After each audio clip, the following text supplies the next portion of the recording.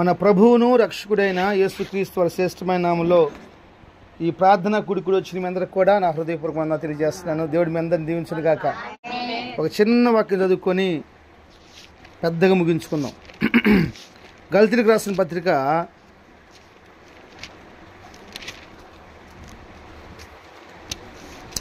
6వ అధ్యాయము,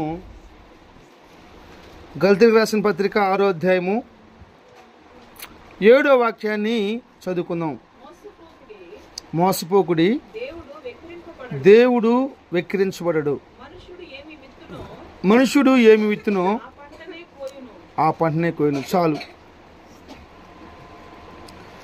చిన్న ప్రార్థన చేసుకుందాం. మహాపరిశుద్ధుడైన తండ్రి, ప్రేమ నమ్మకం కలిగిన మా దేవ, మీ కొందనాలు స్తుతులు స్తోత్రాలు చెల్లిస్తున్నాను. అయ్యా, నిజంగా నువ్వు ఎంత గొప్ప దేవుడివో. ఈ కుటుంబాన్ని ప్రేమించి గడిచిన సంవత్సరం అంతా మీ కృప కింద కాపుదలు ఉంచుకున్నారు నాయన. కాచినారు ప్రభా, భద్రపరిచినారయ్యా. మరి ఈరోజు ఏర్పాటు చేసుకుని ప్రార్థన కూడికంతను కూడా మీరు ఆశీర్వదించండి నాయన. తన బంధువులు, స్నేహితులు, సంఘస్థులు, సేవకులు అనేక మంది కుడి వచ్చినారు. అందరూ మీరు జ్ఞాపం చేసుకోండి అయ్యా. వారిని కూడా మీరు విడిచిపెట్టొద్దు. మరి ప్రాముఖ్యంగా చక్కగా పాటలు ప్రార్థనలు చేస్తున్నారు. మీ వాక్యాన్ని ధ్యానం చేయబోతుండగా నీ కృప కలిగిన మాటలు మా నోటికి అందించండి అయ్యా. ప్రజలందరూ కూడా వినగలిగిన చెవులను, అర్థం చేసుకున్న మనసును దయచేయండి. మరి ప్రాముఖ్యంగా నాయన, యథావిధిగా నేను మాట్లాడితే ప్రయోజనం లేదు. మీరు మాట్లాడితే నాయన చాలా ప్రయోజనకరంగా మార్చబడుతుంది. నేను మాట్లాడితే గాల్లో కలిసిపోయిద్ది అయ్యా. మీరు మాట్లాడితే హృదయాల్లో నిలిచిపోయిద్ది ప్రభా. హృదయాల్లో నిలిచిపోయే మాటలు మీరు మాట్లాడండి. వాక్యానికి వ్యతిరేకంగా పనిచేస్తున్న ప్రతి దురాత్మందక శక్తులు బంధించమని యేసు నామములో ప్రార్థన చేస్తున్నాను తండ్రి. ఆమేన్. హల్లెలూయా, హల్లెలూయా. చాలా సంతోషం. మనం చదువుకున్నటువంటి ఈ లేఖన భాగంలో ఒక చక్కని మాట ఆత్మదేవుడు మన కోసం రాసిపెట్టాడు. ఏంటంటే, మనుషులు ఏదైతే విత్తుతారో దాన్ని కోసుకుంటారు. మనం ఏది విత్తుతామో దాన్ని ఖచ్చితంగా కోసుకుంటాం. ఇది చాలా ప్రాముఖ్యమైన విషయం. ఇది చాలా ఇంపార్టెంట్ విషయం. నేను ప్రార్థన చేస్తున్నప్పుడు ప్రభు నాకు ఈ కుటుంబం కోసం ఈ వాక్యాన్ని జ్ఞాపం చేశాడు. అందుకని మీ అందరికీ నేను చెప్తున్నాను, ఈ నూతన సంవత్సరంలో, ఈ 2025 సంవత్సరం జనవరి మాసంలో ఒక శ్రేష్టమైన వాగ్దానపూర్వకమైన సందేశంతో కూడిన మాట ఏంటో తెలుసా? ఈ సంవత్సరం, గడిచిన సంవత్సరాల్లో మీరు ఏది విత్తున్నారో, ఏది ఇత్తారో, ఇక ఏది విత్తబోతున్నారో దాన్ని మీరు కోసుకోబోతున్నారు. అది సత్యం. అది చాలామంది మోసపోతున్నారు. డూప్లికేట్ ఇత్తనాలు ఇస్తున్నారంట. దొంగ ఇత్తనాలు తెచ్చుకొని అమ్మేవాడు అమ్ముతున్నాడు దొంగ ఇత్తనాలు. వీళ్ళు కూడా జ్ఞానం లేకుండా తెచ్చుకుంటున్నారు, వీళ్ళు కూడా ఎత్తుతున్నారు. గుర్తుపెట్టుకోండి, ఒక మంచి మాట చెప్తాను. మనిషికి ఏమిత్తాలో తెలుసు. మనిషికి ఏమిత్తాలో తెలుసు. నోరు తెచ్చి చెప్పండి. ఎక్కడ ఇత్తాలో తెలుసు, ఎలా ఇత్తాలో తెలుసు, ఎప్పుడు ఇత్తాలో తెలుసు.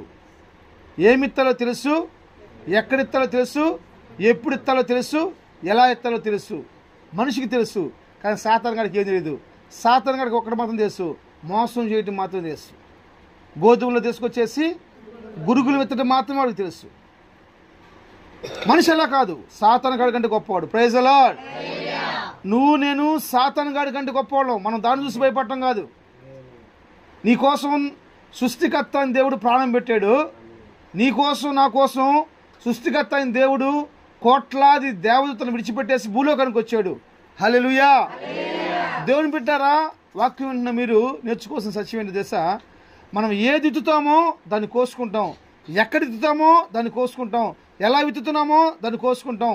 ఎప్పుడు విత్తుతున్నామో దాన్ని కోసుకుంటాం. ఎండాకాలంలో ఎవరైనా పంట వేస్తారమ్మా? వానాకాలంలో ఎవరైనా కోత కొత్తారమ్మా? రాళ్ళ భూములు ఏదైనా విత్తనం వేస్తారమ్మా?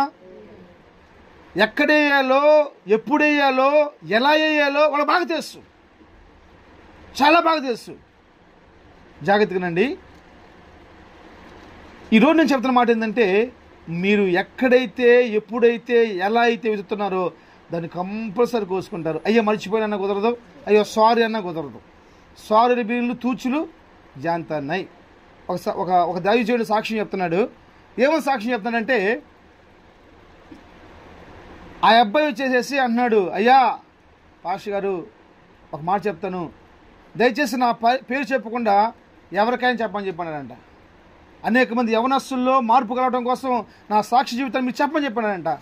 ఏం తమ్ముడో చెప్పు, ఏంటి నీ సాక్షి జీవితం అంటే, ఏం లేదు, నేను 40 మంది ఆడపిల్లల్ని ప్రేమించి వాళ్ళతో కాపురం చేస్తానని చెప్పానంట. ఎంతమంది? 40 మంది ఆడపిల్లలతో నేను కాపురం చేశాను. ఇప్పుడు నేను మారిపోయాను, దేవుణ్ణి నమ్ముకున్నాను. నా పాపిష్టి జీవితం అలాంటి జీవితం, నాది వరస్ట్ జీవితం. నిజంగా దేవుణ్ణి నమ్ముకున్నాను. ఇప్పుడు బాప్తిసం తీసుకున్నాను, మారు మనసు పొందాను, ప్రభు శరీరం తింటున్నాను, ప్రభు రక్తం తాగుతున్నాను, ఆత్మీయ సహవాసంలో కట్టబడుతున్నాను, ప్రతి ప్రార్థనకి వెళ్తున్నాను, వాక్యం చదువుతున్నాను, మోకరిస్తున్నాను, ప్రార్థన చేస్తున్నాను, పరిచర్యలో పాలుబందులు పంచుకుంటున్నాను. మన బిడ్డలు ఎప్పుడు ప్రార్థనలో ఉండాలి, మన బిడ్డలు ఎప్పుడు పరిచర్యలో ఉండాలి, వాళ్ళకి అలవాటు చేయాలి. అమెరికాలో చేసే పని తెలుసా? ఇప్పుడు లేదు, అందుకనే భయంకరమైన పరిస్థితులు అమెరికా ఊడిపోయింది. అమెరికాలో ప్రారంభ దినాల్లో వాళ్ళు చేసిన భక్తి ఏంటంటే, వాళ్ళ పిల్లలకి భక్తి నేర్పించేవాళ్ళు, వెంట తెచ్చుకునేవాళ్ళు, ప్రార్థనలో కూర్చోబెట్టినవాళ్ళు, జాగ్రత్త తీసుకెళ్లేవాళ్ళు, ప్రార్థన చేసుకున్నప్పుడు సేవకులకి వాళ్ళు కానికిచ్చేవాళ్ళు, వాళ్ళ బిడ్డల చేత కూడా ఇప్పించేవాళ్ళు, నేర్పించేవాళ్ళు భక్తి. ఆ తరం పోయింది. ఇప్పుడు ఒక పాపిష్టి తరం, భ్రష్ట తరం వచ్చింది. శాపం పరిపాలన చేస్తూ ఉంది. దేవుని యొక్క సేవకుని చెప్తున్నమాట తెలుసా? ఆ యవనస్తుడు చెబుతున్నాడు, నేను ప్రార్థన చేస్తున్నాను చెప్పిస్తాను. మొత్తం మీద ఒక పిల్లని చూశారు, అమ్మాయి చాలా బాగుంది, ఆ అమ్మాయి కూడా మారు మనసు పొంది, ఆ అమ్మాయి కూడా రక్షించబడింది, ఆ అమ్మాయి కూడా బాప్తిసం తీసుకుంటుంది, ఆ అమ్మాయి కూడా చర్చికి వెళ్తుంది. చాలా సంతోషం. ఎంగేజ్మెంట్ అయిపోయింది. ఎంగేజ్మెంట్ అయిపోయినాక ఫోన్లో మాట్లాడుకుని స్టార్ట్ చేశారు. రోజు ఫోన్లో మాట్లాడకుండా సంతోషంగా ఉన్నారు. ఒకరోజు మన ఇద్దరు కలుసుకుందాం అని చెప్పేసి రమ్మన్నాడు. వచ్చినాక పార్కులో కూర్చొని మాట్లాడుకుంటున్నారు. ప్రారంభం ఎలా ప్రారంభించారంటే, వాక్యంతో ప్రారంభించారు. ఈ వాక్యంతో దేవుడు నాతో మాట్లాడాడు, నేను రక్షించబడ్డాను, ఇదిగో ఈ వాక్యంతో నాతో మాట్లాడాడు, నేను రక్షించబడి చెప్పి చెప్పుకుంటున్నారు. చాలా సంతోషం అనిపించిందంట. పోను నీ యొక్క జీవితం చెప్పమని చెప్పానంట. ఈ అబ్బాయి చెప్పాడంట, ఏం లేదు, నేను 40 మంది స్త్రీలతోటి పాపం చేస్తాను చెప్పానంట. మరి నీ జీవితం చెప్పమని చెప్పాడంట. అబ్బాయి అమ్మాయిని అడిగాడంట. నేను కూడా పెద్ద లేదండి, 20 మందిని మార్చని చెప్పిస్తుందంట. ఇది సత్యం, నా చేతిలో బైబిల్ ఉంది. ఎంతమంది మార్చిందంట? నువ్వు 40 మందిని నువ్వు ఏది ఎత్తుతావు దాన్ని కోసుకుంటావు. అంటే అందరి జీవితంలో జరిగితే చెప్పను నేను అన్నమాట. అందరి జీవితంలో అలా జరిగితే నేను చెప్పను. నువ్వు ఏదైతే ఎత్తుతావో దాన్ని నువ్వు కోసుకుంటావు. ఎవరైతే తవ్వుకుంటారో గుంట దానిలో పడతారు. అది సత్యం. అది కాబట్టి నేను దీవెనకరమైన మాటలు చెప్పాలనుకుంటున్నాను, ఆశీర్వాదకరమైన మాటలు చెప్పాలనుకుంటున్నాను. మనం ఏదైతే విత్తుతామో మన వెనక అది వస్తూ ఉంటుంది. అంతే, మన వెనక వస్తూ ఉంటుంది. మనం ఇచ్చింది వెనక మన వస్తూ ఉంటుంది. అందుకనే మేలు చేసిన వాళ్ళు, కీడు చేసిన వాళ్ళు, యోహాను సువార్త రాస్తుంటుంది, మేలు చేసిన వాళ్ళు, కీడు చేసిన వాళ్ళు అంట. మేలు చేసిన వాళ్ళు ఏమో జీవప్రదానికి వెళ్తున్నారంట, కీడు చేసిన వాళ్ళు ఏమో పాతాళానికి వెళ్తున్నారంట. మన వెనకమూల వస్తూ ఉన్నాయి, సాక్ష్యం చెప్తా ఉంటే, వీళ్ళు పలానోడు, వీళ్ళు అలాంటోడు అని చెప్తాయంట. హల్లెలూయా చెప్తాం. హల్లెలూయా. చాలా సంతోషం. జాగ్రత్తగానండి. మనం ఏది విత్తుతామో దాన్ని మనం కోసుకుంటాం. నువ్వు ఏది విత్తుతావో దాన్ని కోసుకుంటావు. బైబిల్లో మనం చదువుకున్నప్పుడు బైబిల్ తీయండి, ఆదికాండం 26వ అధ్యాయము 12వ వచనం 13వ వచనం చదువుకుందాం. ఆదికాండం 26వ అధ్యాయము 12వ వచనం 13వ వచనం చదువుకుందాం.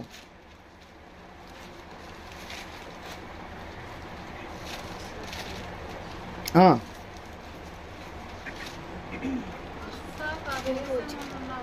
26వ అధ్యాయము 12, 13 వచనాలు చదవండి ఎవరు ఒకళ్ళు. ఇస్సాకు ఆ దేశమందున్నవాడై విత్తనము వేసి ఆ సంవత్సరము 100 ఫలం పొందెను. హల్లెలూయా.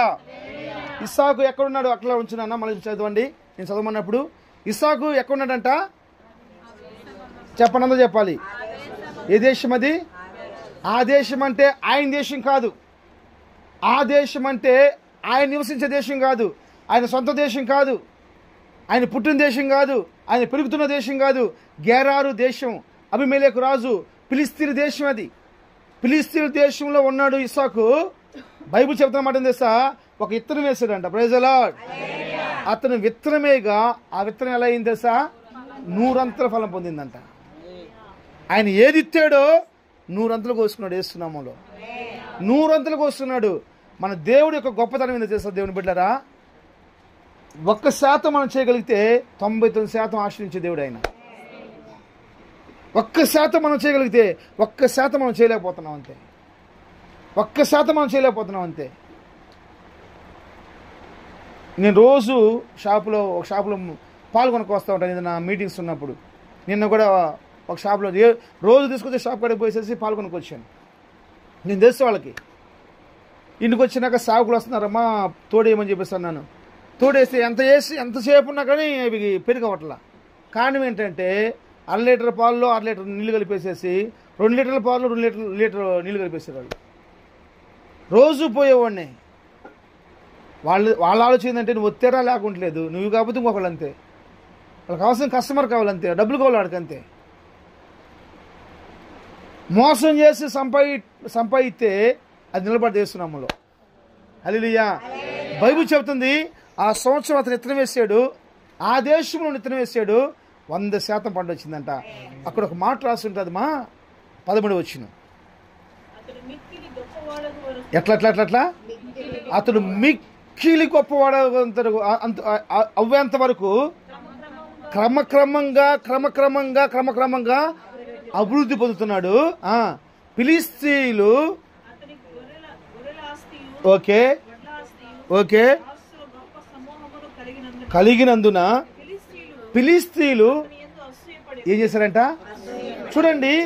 అతను ఏది విత్తాడో, అన్యుల దేశంలో ఉండేసేసి ఏది విత్తాడో అతను విత్తింది అతను కోసుకున్నాడు. అంచెలంచెలుగా అభివృద్ధి పరచబడ్డాడు. గుర్తుపెట్టుకోండి, మన ప్రాంతంలో ఎవరైనా 100 రూపాయలు అడిగి తెస్తారమ్మా, వేరే ఊరికి పోయి 100 రూపాయలు తెస్తారా? ఇవ్వాలంటే ఏం చేయాలి? మంచిది ఎత్తాలి, మంచి సాక్ష్యం కావాలి. మంచిది ఎత్తాలి, మంచి సాక్ష్యం కావాలి. మన ఊర్లో ఎట్లయినా బతకొచ్చు, వేరే ఊరికి పోతే బతకడం చాలా ప్రాముఖ్యం. అక్కడ మంచి సాక్ష్యం సంపాదించుకున్న ప్రాముఖ్యం, అక్కడ నిలబడటం చాలా ప్రాముఖ్యం. మనోళ్ళు ఏం చేస్తారంటే ఇక్కడ ఎట్లయినా బతుకుతారు, బయటికి పోతే మాత్రం ఒకళ్ళని అడిగారు. నేను చెప్పిన వాళ్ళతోటి, అమ్మ దయచేసి ఒక మాట చెప్తానండి బాబు, నమ్మిన వాళ్ళు ఎప్పుడు మోసం చేయకూడదు అని చెప్పేసి అన్నాను. ఎవరు మోసం చేయకూడదు? నమ్మిన వాళ్ళు మోసం చేయకూడదు రా అని చెప్పేసి అన్నాను. వాడు అంటాడు, నా మైండ్ బ్లాక్ అయిపోయే సమాధానం ఆశలు ఇచ్చాడు. అన్నా నువ్వు తిక్కలోడు అన్న, ఇంకా నీకు మారుమొస్తలేదు అంటున్నాడు నన్ను. ఏందన్నాడు? అన్నా నువ్వు చూస్తలేదు లోకాన్ని, నమ్మపోతే వాడిని ఎలా మోసం చేయాలి? నమ్మితేనే కదా నేను మోసం చేయాలి వాడిని. ఇప్పుడు నమ్మను మనం ఎలా మోసం చేస్తాం? ఇప్పుడు నా నమ్మొచ్చింది నిద్రమ్మ, అవి నేను మోసం చేయొచ్చు. 100 రూపాయలు ఎత్తానని చెప్పేసి అంది, తీసుకున్నాను, మోసం చేయొచ్చు. నమ్మపోతే ఇచ్చిద్దా? నమ్మితేనే మోసం చేస్తాం. జాగ్రత్తగా దేవుని బిడ్డలారా, ఆ దేశంలో ఉండి ఇత్తనం వేసుకున్నాడు. ఎంత పంట వచ్చింది తెలుసా? ఎంత పంట వచ్చింది? 100 పంట వచ్చిందంట. ఆ 100 పంట అనేక మందికి అసూయ కలుగుతుంది. అతను చూసేసేసి ఈర్ష్య కలుగుతుంది.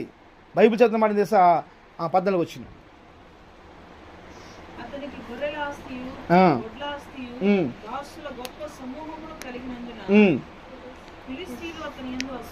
ఓకే,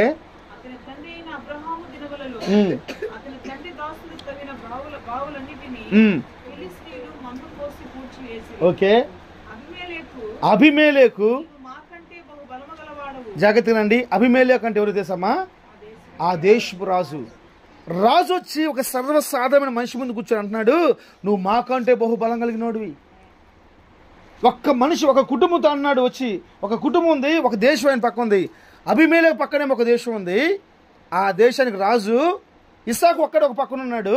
ఇస్సాకు దగ్గరికి వచ్చి అంటాడు, నువ్వు మాకంటే గొప్పవాడివి. ఏమి ఎత్తుకున్నాడండి అసలు? ఎంత ఎత్తుకున్నాడండి అసలు? ప్రజలు భయపడిపోతున్నారు, రాజులు భయపడిపోతున్నారు. నిజంగా చెప్పండి, మనం చూసి ఎవరు గౌరవిస్తున్నారు? ఈరోజు గౌరవించే వాళ్ళు ఉన్నారా? మన విధానమే. ఈరోజు గౌరవం ఎలా వస్తుందంటే డబ్బుని బట్టి వస్తుంది. ఈరోజు గౌరవం ఎలా వస్తుందంటే ఉద్యోగాన్ని బట్టి వస్తూ ఉంది. ఈరోజు మా గౌరవం ఎలా వస్తుందంటే రాజకీయ అండను బట్టి వస్తుంది. కానీ పెద్దరికాన్ని బట్టి కానీ వాళ్ళు చేసే మంచి పనులను బట్టి కానీ గౌరవం రావట్లా. గౌరవించే వాళ్ళు లేరు ఈరోజు. ఏమంటారు మీరు సుబ్బారావు గారు? ఉన్నారు? ఎవరైనా గౌరవించే వాళ్ళు ఉన్నారా? ఎవరు లేరు. ఎందుకు నేను ఎప్పుడు చెప్తా ఉంటాను, ఈ రోజుల్లో మనుషులకి 4 ప్రాముఖ్యమైనవి. మనుషులు 4 కోరుకుంటున్నారు. 4. ఒకటేంటంటే నేను బాగా ఉండాలి. అది ఎట్టయినా సరే, ఎంతమందిని అణిచేసైనా సరే, ఎంతమంది కాడ అన్యాయంగా లాక్కోయినా సరే నేను బాగా ఉండాలి. నెంబర్ 1. నెంబర్ 2, అందరికంటే నేను అందంగా ఉండాలి. ఏంటమ్మా? అందంగా ఉండాలి. నెంబర్ 3, అందరికంటే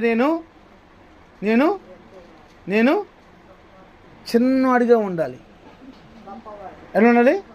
చిన్నవాడిగా ఉండాలి. వాడికి 60 సంవత్సరాలే, మూతికి ముక్కుకి నోటికి అన్నిటికీ రంగేసేసేసి చిన్నవాడి కనపడాలి. ప్రజల ప్రయాస ఈరోజు, ప్రజల ప్రయాస. ఒక ఆమె యూట్యూబ్లో సాక్ష్యం చెప్తుంది. ఆమె తెల్ల డ్రెస్ వేసుకోవడం చూస్తే చాలా సంతోషం అనిపించింది. సరే నేను చూస్తున్నా ఏందో సాక్ష్యం అని చెప్పేసి అంటున్నాను. ఈరోజు ప్రార్థన టైం అయిపోతుంది, నిజంగా నేను తలకు రంగు వేసుకోకుండా అదనైపోతే ప్రార్థన టైం అయిపోతుంది వచ్చానమ్మా. ఏందంట? తలకు రంగు వేసుకోకుండా వచ్చిన సాక్ష్యం అంటమ్మా. అదే సపట్లు కొడుతున్నారు జనం సపట్లు కొడుతున్నారు. తలకు రంగు వేసుకోకుండా ప్రార్థనకు వచ్చిందంట, త్యాగం చేసిందంట. ఇందుకెవరు? ఆ మనవరాళ్ళకు కూడా పెళ్ళి అయిపోయింది.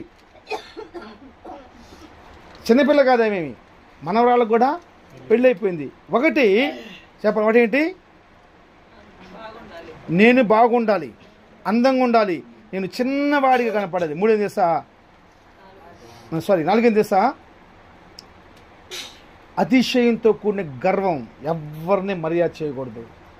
అందరు నా కాళ్ళ కిందకే రావాలి, ఎవ్వరికి లోబడకూడదు, అందరు నాదే పై చేయని చెప్పాలి. తగ్గింపు జీవితం లేదు. ఈరోజు అలా జీవిస్తున్నారండి. బైబిల్ చెప్తుంది, అబీమెలెకు రాజు ఇస్సాకు ఒక్కడే యవనస్తుడు, 60 సంవత్సరాలు వచ్చేసి మాట్లాడుతున్నాడు, అయ్యా నీకు దండం పెడతామయ్యా, నువ్వు మాకంటే బహు గొప్పవాడివి, మాకంటే చెల్లిపో. ఆయన ఇచ్చింది కోసుకున్నాడు. ఎంత అభివృద్ధి చెందాడు తెలుసా? క్రమక్రమంగా రాజులకి వణుకు పుట్టేంతగా అభివృద్ధి పరచబడ్డాడు. ఈ నూతన సంవత్సరంలో, ఈ 2025 సంవత్సరంలో నిశ్చయంగా ఒక శ్రేష్టమైన మనం విత్తుకుందాం, నిశ్చయంగా కోసుకుందాం, అనుభవిద్దాం. మనము మన బిడ్డలు నిశ్చయంగా అనుభవించి శ్రేష్టమైన కృప పొందుకుందాం గాక. హల్లెలూయా, హల్లెలూయా. జాగ్రత్తగానండి. ఒక 2 మాటలు మీకు జ్ఞాపం చేసి నేను ప్రార్థన చేసేస్తాను. బైబిల్ తెరిచి 2 రాజుల గ్రంథం 4వ అధ్యాయము 8వ వచనం, 9వ వచనం, 10వ వచనం చదవండి. 2 రాజుల గ్రంథము 8. ఒక దినమందు ఎలీషా పోగా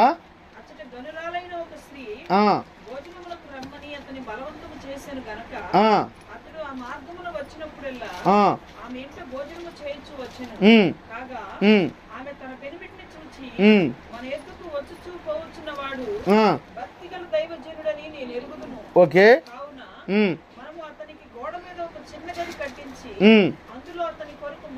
మంచము, బల్ల, పీట, దీపస్తంభము ఉంచుదము. చాలుమా. బైబిల్ చెప్తున్న మాట ఏంటంటే, మళ్ళీ అలా చదవాలి బైబిల్, అలాగ ఉంచండి. బైబిల్ బోధిస్తున్న సత్యం ఏంటంటే, షునేమిరాలు, ఆమె పేరు గనురాలు. షునేము అనే పట్టణంలో గనురాలు అని చెప్పిన ఒక స్త్రీ ఉంది. ఆమె పేరు బైబిల్ మెన్షన్ చేయబడలేదు. ప్రపంచం వ్యాప్తం ఈరోజు ఆమెను కనపరుస్తూ ఉంది. ఆమె జీవితాన్ని అనేక మంది మాదిరి తీసుకుంటున్నారు. ఈరోజు నేను ఇంకోలు పోయి వస్తూ ఉన్నాను. ఒకరోజు అక్కడ ఒక రూము, ఇంటి పైన ఒక రూమ్ కట్టేసేసి మొత్తం తెల్లసునం వేశారు. అక్కడ ఒక పేరు రాశారు. ఇంకోల్లో ఏదో ఊరు నాకు తెలియదు. నేను బైక్ మీద వస్తున్నాను. నేను బండి అప్పేసేసేసి నా హృదయం చాలా సంతోషించింది. ఏం తెలుసా? ఈ రూము దైవ సేవకులకి విశ్రాంతి గది అని చెప్పేసి రాస్తుంది పైన. ఈ రూము దైవ సేవకులకి విశ్రాంతి గది, విశ్రాంతి గది. ఈ రూము దైవ సేవకులకి విశ్రాంతి గది. ఆ మాట చూసిన నాకు ఎంత సంతోషం అనిపించిందో. నేను ఎత్తలేదు తెలుసా? ఈమె ఏదైతే విత్తుతుందో చూడండి, ఎంత చక్కెత్తుకుంటుందో. సేవకులు ఏం చేస్తుందంట? భక్తి కలిగిన సేవకుల్ని బలవంతం చేస్తుందంట. మన ఇంటికి వస్తూ పోతున్న దైవజనుడు భక్తి కలిగిన వాడని చెప్పేసి బలవంతం చేస్తుంది. బలవంతం. బైబుల్లో బలవంతం చేసిన స్త్రీలు కొంతమంది ఉన్నారు. వాళ్ళు బహు ప్రాముఖ్యమైన వాళ్ళు షునేమిరాలు. సెకండ్ వన్ లుదియా అనే ఒక స్త్రీ పౌలు గారిని ఇంటికి రమ్మని బతిలాడుతుంది. నేను కనుక విశ్వాసం కలిగిందని నువ్వు అనుకున్నట్లయితే మా ఇంటికి వచ్చేసి నాతో భోజనం చేసి నన్ను ఆశీర్వదించమని చెప్పి అంటుంది. ఇప్పుడు కదమ్మా తర్వాత అని చెప్పేసి అంటాడు. తర్వాత పోతాడు ఆ ఇంటిని తుతైరాలో ఉన్న తన ఇంటిని ఒక సంఘంగా మార్చేస్తుంది. Praise the lord. హల్లెలూయా. బలవంతం చేసి సావుకులు ఏం చేసింది తెలుసా? మందిరాలుగా మార్చేసుకున్నారు వాళ్ళ ఇల్లు మందిరాలుగా మార్చేసుకున్నారు. జాగ్రత్తగా నేను ఒక మంచి మాట చెప్తాను. ఇవి వాళ్ళని బలవంతం చేసేసి పిలిపించుకొనేసేసి అన్నం వండి పెట్టి ఆయన ఉంటాను ఒక రూమ్ పెట్టి బైబిల్ చిత్రం మాట తెలుసా?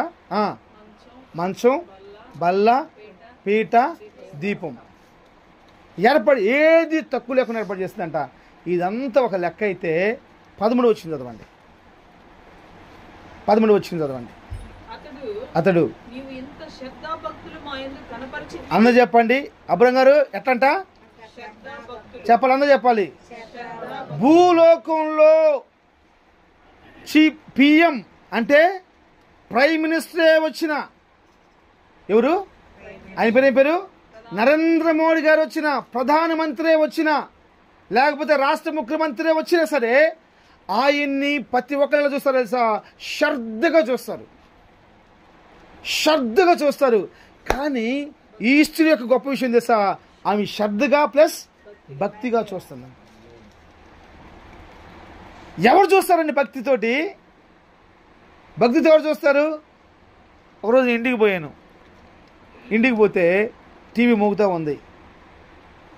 వాళ్ళ కొడుకు వాళ్ళ అమ్మకి సైగ చేస్తున్నాడు. వాళ్ళ అమ్మకి అర్థం కావట్లేదు. మా వాళ్ళ కొడుకు 10-11 సంవత్సరాల పిల్లోడు, అమ్మ సేవకులు అన్నోళ్ళు వచ్చారు టీవీ ఆపేయమంటున్నాడు. వాడు సైగ చేస్తున్నాడు. ఆమెకు అర్థం కావట్లా. తర్వాత ఇడిపోయి లగెత్తుకుని పోయేసేసి రిమోట్ తీసుకొని పోయి టీవీ ఆపేసాడు. ఇది తెలియట్లా ఈరోజు. ఇప్పుడు శ్రద్ధ చూపించగలం కానీ భక్తి ఎప్పుడు చూపిస్తాం? సరే నా ముందు పాట వస్తుంది, సినిమా పాట అయిపోయింది, నేను వెళ్ళిపోయాను, తర్వాత ఏం చేస్తాను నువ్వు? అందుకని మన దేవుడు ఎలాంటి దేవుడు అంటే లోపల హృదయాన్ని చూస్తాడు. ఏం చూస్తాడు? లోపల హృదయాన్ని చూస్తాడు. దేవుడు చెప్పాడు సమూయేలుతోటి, సమూయేల నేను సౌలుని తుణీకరించేసాను, కాబట్టి నువ్వేం చేస్తావంటే బెత్లెహేముకి వెళ్ళిపో, బెత్లెహేములో యెషై కుమారుల్లో ఒక వ్యక్తిని నేను రాజుగా అభిషేకించమని చెప్పి అంటాడు. జాగ్రత్తగానండి. బెత్లెహేము పొమ్మన్నాడు, యెషై కుమారుల్లో ఒక వ్యక్తిని అభిషేకించమన్నాడు. దావీదు అని చెప్పలా, చిన్న కుమారుడు అని చెప్పలా. ఎందుకని చెప్పలేదు? ఎందుకని చెప్పలేదంటే నా ఆలోచన నీ ఆలోచన కలుస్తుందా లేదా? నా ఆలోచన దేవుని ఆలోచన సమూయేలు ఆలోచన కలుస్తుందా లేదా అని చూస్తున్నాడు. మొత్తం పోయి సమూయేలు కూర్చో అన్నాడు. అబ్బాయి నేను బలి ఇవ్వడానికి వచ్చాను కానీ మీరందరూ శుద్ధులైరా అని చెప్పేసి అన్నాడు. ఎలియాబు వచ్చాడు ఫస్ట్. ఎలియాబు అంత హైట్ ఉన్నాడు, కాండ్ల బిండ్లు దిట్టంగా ఉన్నాయి. చూడంగానే సమూయేలుకి సంతోషించింది. అబ్బా నిజంగా ఇతనే దేవుడు కోరుకున్నవాడు అని చెప్పేసి అభిషేకించబోయాడు. దేవుడు అన్నాడు, అయ్యా దయచేసి నాకు క్షమించు, నువ్వు పై రూపం చూస్తావు కానీ నేను లోపల రూపం చూస్తాను. ఇది ఫెయిల్ అయినా. అట్లా 7 ఫెయిల్ అయిపోయారు. ఏంద్రా ఇక్కడికి రమ్మని చెప్పేసి అన్నాడు. ఇక్కడికి వస్తే 7 ఫెయిల్ అయిపోయారు. అప్పుడు అడుగుతున్నాడు సమూయేలు, ఇంకా ఎవరైనా ఉన్నారా? అప్పుడు అంటాడు, ఇంకొకడు ఉన్నాడయ్యా కడసటి వాడు గొర్రెలు కాసుకుంటున్నాడు అనగానే వాడు పిలిపిమని చెప్పేసి అంటారు. దేవుడు దావీదుని అభిషేకిస్తాడు. నేను చెప్తున్న మాట ఏం తెలుసా? మనం పై రూపం చూస్తాము, దేవుడు అంతరంగం చూస్తాడు. దేవుడు లోపల హృదయాన్ని చూస్తాడు. బైబిల్ చెప్తుంది ఆ మంట భూప్రపంచంలో అందరూ శ్రద్ధగా చేస్తారు కానీ ఆమె ఏం చేస్తుంది తెలుసా? భక్తితో చేస్తుంది. మేము ఏదో ఒక ఏరియాకి వెళ్ళాం ప్రార్థనకి, అయిపోయింది. మాకు భోజనం వడ్డిస్తున్నారు, టేబుల్ వేసారు, భోజనం వడ్డిస్తున్నారు. అందరి కోసం ప్రార్థన చేసేసాను. అయితే మాకు వడ్డిస్తున్నామి కడకడ ఉండిపోతుంది. కాదుమా కాకుమాని అనుకుంటాను, సరే గుర్తులేదు నాకు. గడగడగడగడ ఉనిగిపోతుంది. వాళ్ళ కమ్మోళ్ళు వణిగిపోతుంది, కూర ఐటం వణిగిపోతుంది, భయపడిపోతుంది. అవి సార్ చాలా ఇంకేమైనా ఏమంటారు అంటుంది. మొత్తం వేసి నాకు ఏంటమ్మంటే వాళ్ళ కొడుకు బాగాలేదంటే ప్రార్థన చేపిస్తాను. వచ్చిందంట ఆమె, వచ్చి మాకు ప్రార్థన విశ్వాసమి మారుమనసు పొంది రక్షించబడింది. వణిగిపోతుంది. ఎవరు షేక్ అవ్వగలరు? ఈరోజు మా వాళ్ళు రెండోసారి కూర అడిగితే బట్టల మీద పోతున్నారు. ఈరోజు జాగ్రత్తనండి. ఈ షునేమిరాలు ఏమి ఇట్టుతుందో అది ఎంత చక్కగా కోసుకుందండి. 16వ వచనం.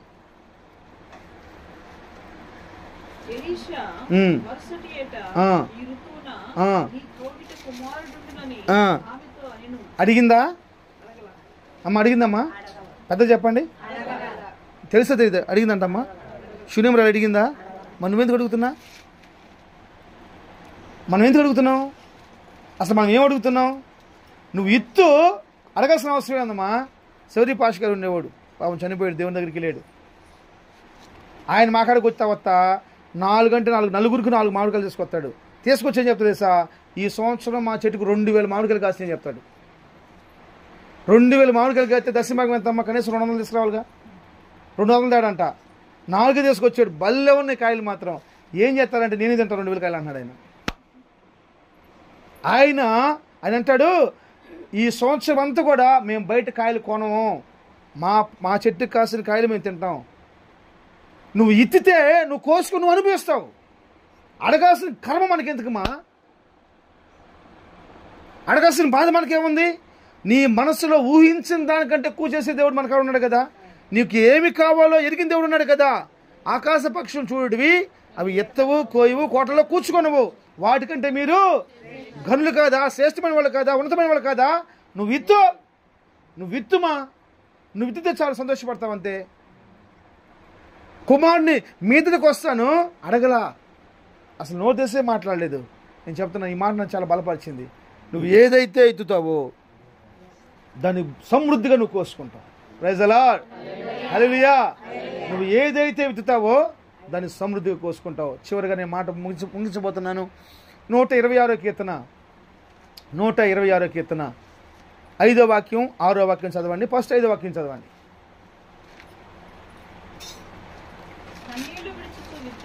కన్నీళ్లు విడుచుచు విత్తువాడు సంతోష గానముతో పంట. ఒక నిమిషం ఆగమా.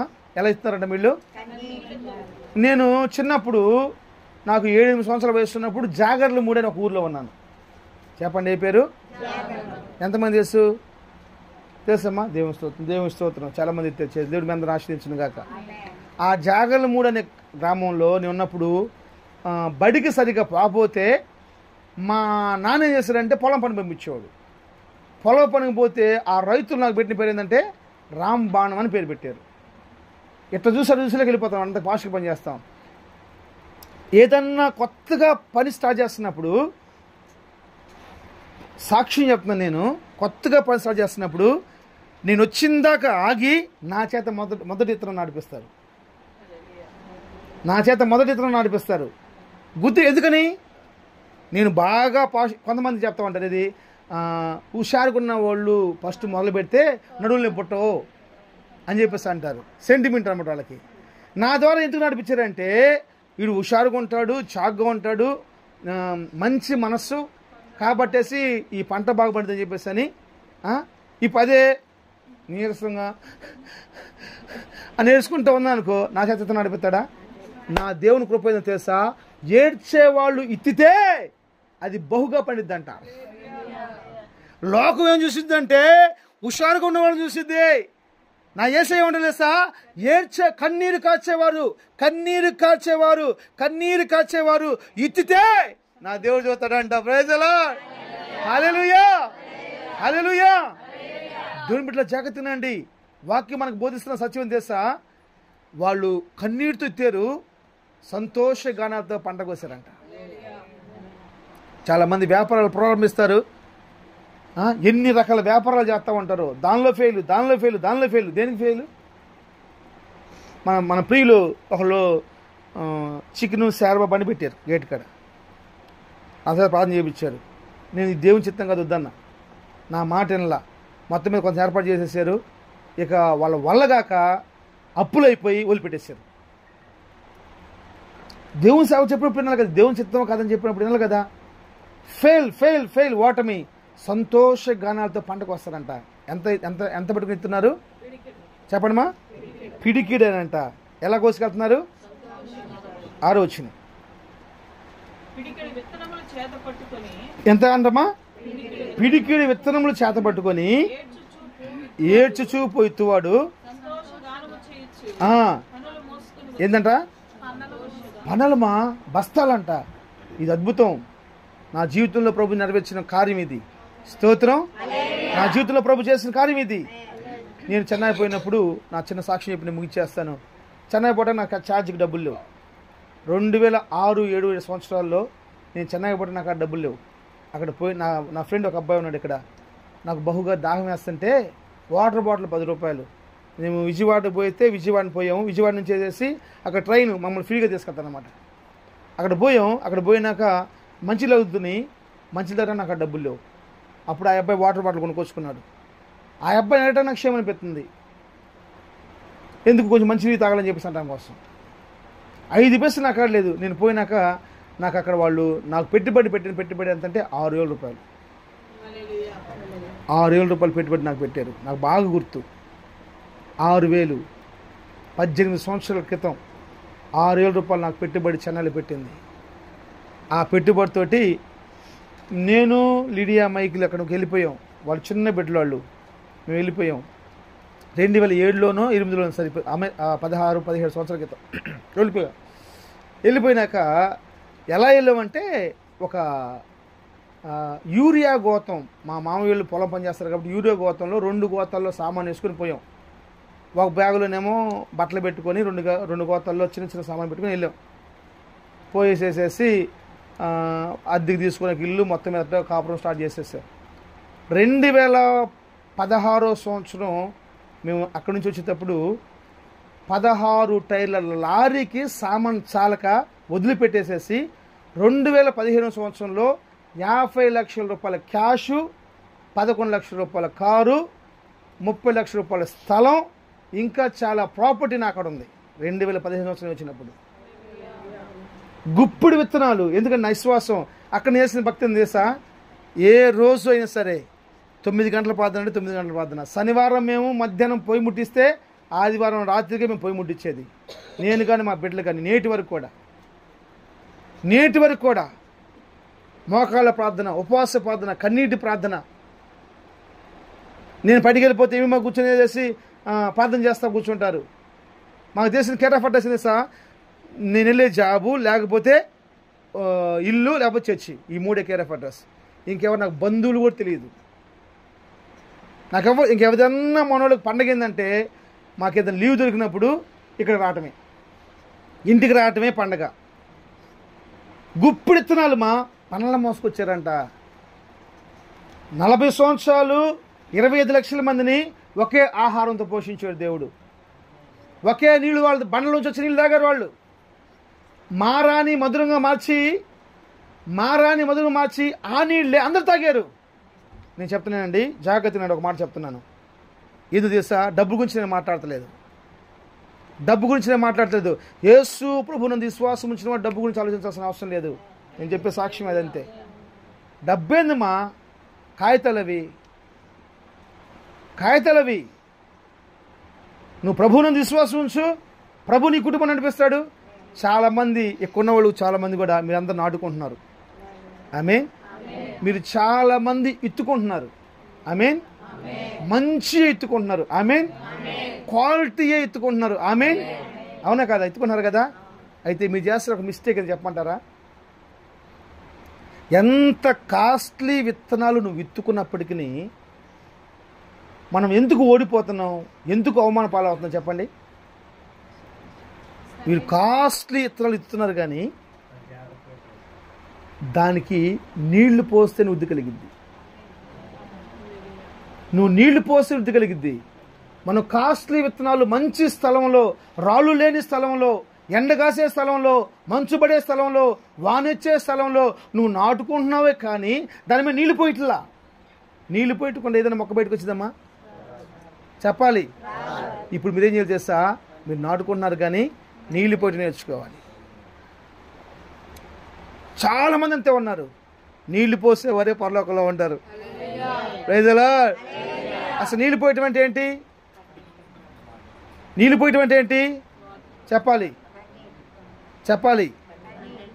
చెప్పండి. మీకు తెలియదు కాబట్టి మీరు చెప్పట్లా. వాక్యానుసారంగా బ్రతకటం. వాక్యానుసారంగా బ్రతకటం. మీరు వాక్యానుసారంగా నువ్వు బ్రతకపోతే నీళ్ళు పోసినట్టు కాదంతే. దేవుడికి ఎవరిష్టం? డబ్బు కానుకలు ఇచ్చేవాడు అసలు ఇష్టమే ఉండదు, దశమ భాగాలు ఇచ్చేవాడు ఇష్టమే ఉండదు, అర్పణలు ఇచ్చేవాళ్ళు ఇష్టమే ఉండదు. అంటే సెకండ్ వాళ్ళంతా ఎవరు తెలుసా? వాక్యానుసారంగా నడిచేవాళ్ళు. బైబిల్ చెప్పేది నీతి కొరకు అన్యాయంగా లాక్కునే వాళ్ళకి అది ఇష్టం. అన్యాయం లాక్కు ప్రపంచాన్ని కదిలించిన మాట అండి. నీతి కొరకు ఏం చేయాలట? ఆకలి తప్పులు కలిగి ఉండాలి. యేసుబాబు చెప్పిన మొట్టమొదటి ప్రసంగం అది. దుఃఖపడేవారు ధనిలేంటి? అసలు ఏడ్చేవాడు ధనిలేంటి? నా యేసే మాట చూడండి ఎలా ఉంటుందో.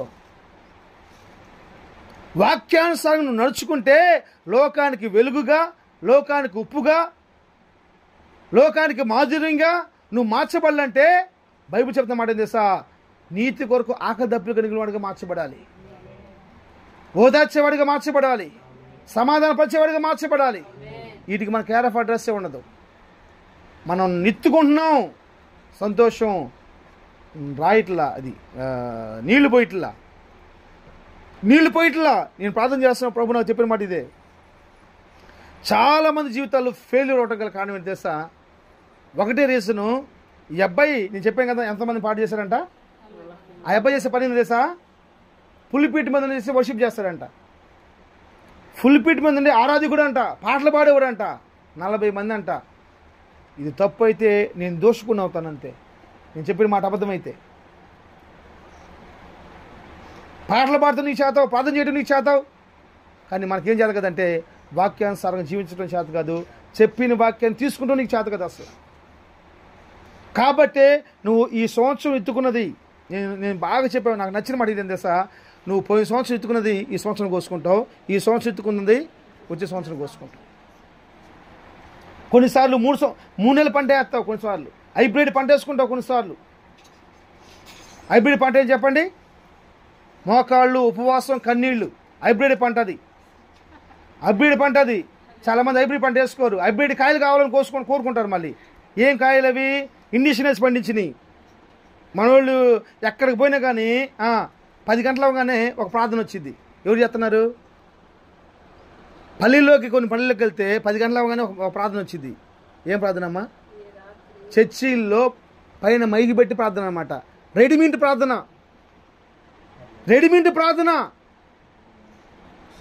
హైబ్రిడ్ ప్రార్థన అన్నమాట. అదంతా ఇండిషన్ చేసి పెట్టుకున్న ప్రార్థన అది. వీళ్ళు ప్రార్థన చేయరు ఇంకంతే. వీళ్ళు మొరపెట్టండి, ఎక్కడికి పోయినా చేస్తావు, ఎక్కడికి పోయినా సరే అంతే. కానీ ఏంటి? పొద్దున్నే లేవగానే వాళ్ళు ప్రార్థన చేయరు, అక్కడ మైకులో వస్తూ ఉంటుంది. ఈరోజు పెద్ద ఫ్యాషన్ అయిపోయింది, టీవీలు పెట్టుకుంటే టీవీ ముందు కూర్చుంటాం. ఏంటిది? టీవీలు పెట్టి వీళ్ళు బైబిల్ చదవరు. వీళ్ళు చూడంగానే అబ్బాయి ఎంత భక్తిపరులు అబ్బాయి, ఇప్పుడు చూసిన టీవీ వాక్యం వింటానే ఉన్నారు. ఏందండి, నీకంటే నాకంటే సాధారణ గడికి ఎక్కువ వాక్యం తెలుసు. ఏం ప్రయోజనం? నీకంటే నాకంటే సాధారణ గడి ఎక్కువ తెలుసు అండి వాక్యం. సాధారణ గడి నోటు తెస్తే వాక్యంతో మాట్లాడతాడు. ప్రభు అని పిలిచి ప్రతి ఒక్కళ్ళు పరలోకానికి పని ఎందుకని పోరు? ప్రభు అని పిలిచే ప్రతి ఒక్కరు కూడా ఏం చేస్తాడు తెలుసా? వాక్యానుసారంగా మాట్లాడుతాడు. వాక్యానుసారంగా మాట్లాడతాం కాదు కావాల్సింది, వాక్యానుసారంగా జీవించాలి. వాక్యానుసారంగా జీవించే జీవితం మనకు కావాలి. హల్లెలూయా. కాబట్టి మీరు నాటుకున్న దానికి ఏం చేయాలి తల్లి? నీళ్లు పోసుకోవాలి. నీళ్ళు అంటే ఏంటి చెప్పండి? వాక్యానుసారంగా బ్రతకటమే. వాక్యం మనం చూసుకున్నప్పుడు ఈ వాక్యం నేను కరెక్టా కాదా, నేను చేస్తున్న పనికి వాక్యం కరెక్టా కాదా, నాకు ఆ డబ్బులు లేవు కానీ ఒక 50 రూపాయల నోటు ఉంది, నేను తీసుకెళ్ళేసి ఇచ్చేసేసి బాబు ఒక ఈ ముద్దలు ప్యాకెట్ చూడు, శనక్కాయల ముద్దలు ప్యాకెట్ ఇవ్వమని చెప్పాను. నేను శనక్కాయల ముద్దలు ఇవ్వమన్నా 2. వాడు చూసేసేసేసి సార్లు చెప్పన్నాడు. దొంగ నోటు సార్ అన్నాడు. దొంగ నోటు కాదు, చల్ల నోటు కాదు. అది తెలుసా? బంగ్లాదేశ్లో 50 రూపాయల నోటు అది. నాకు ఆ డబ్బులు లేవు. చల్ల నోటు తీసుకొని ఊరు మొత్తం తిరుగుని ఉడతాడమా? ఇక్కడ పడే నోటు ఇవ్వాలి. ప్రైజలా ఎక్కడిది? ఇక్కడ చెల్లి నోటు ఇవ్వాలి. ఇండియాలో మనం ఉన్నాం కాబట్టి ఇండియాలో చెల్లిది ఇవ్వాలి. బంగ్లాదేశ్లో ఉంటే బంగ్లాదేశ్లో చెల్లిది ఇవ్వాలి.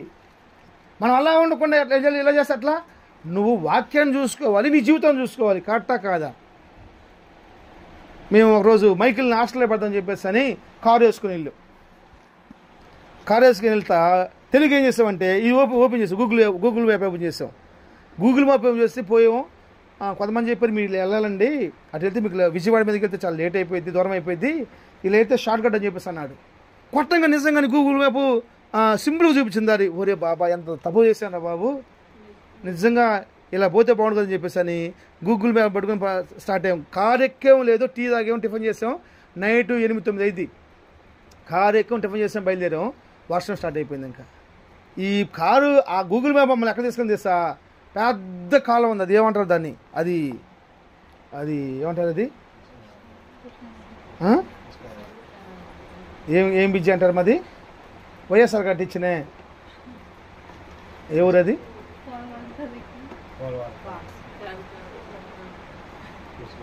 కృష్ణ కాదు మా, అక్కడ పెద్ద బ్రిడ్జి అండి, కనిపిస్తున్న పోయి కాడ ఏమంటారు అది, నాగలంక, ఏం బ్రిడ్జి అది, అటు పెద్ద బ్రిడ్జ్ ఒకటి కట్టారు కదా, ఆ బ్రిడ్జిలో తీసుకుని పోయింది. అది పోయింది, మాకు తెల్లగా లైట్ వెళ్తే నీళ్ళు కనపడుతున్నాయి. ఇక చూసుకో శ్రీకృష్ణ నేను చాలా మంది ఉన్నాం.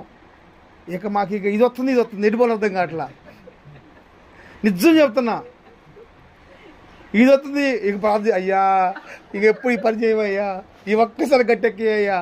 ఎటు నుంచి సునామీ వస్తే ఏం చేస్తాం, వరద వస్తే ఏం చేస్తాం. సరే మళ్ళీ ఇంకో పక్క వెళ్ళిపోయాం. ఇంకో పక్క మొత్తం బురద అక్కడంతా.